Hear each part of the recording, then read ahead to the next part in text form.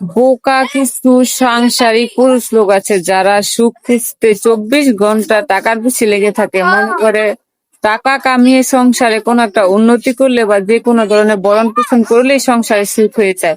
আসলে টাকার মধ্যে প্রকৃত সুখ নেই, আছে উপর দিয়ে স্বাভাবিক সুখ, কিন্তু মনের সুখ হচ্ছে প্রকৃত সুখ। স্ত্রী কোনটা লাগবে, কি করবে, কি করলে একটা খুশি দিবে, স্ত্রীর সাথে হাসি দেওয়ার কোনো তাদের সময় নেই। আসলে একটা কথা জানেন, যে সমস্ত স্বামীরা অতিরিক্ত টাকাওয়ালা তারা কখনো বউকে খুশি করতে পারে না মন থেকে।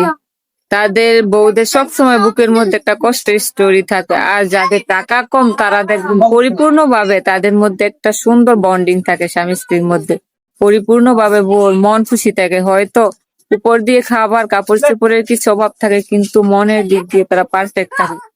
তাই টাকার পিছু ঘুরতে হবে, সংসারও সময় দিতে হবে, এটা হচ্ছে আদর্শ পুরুষের কাজ।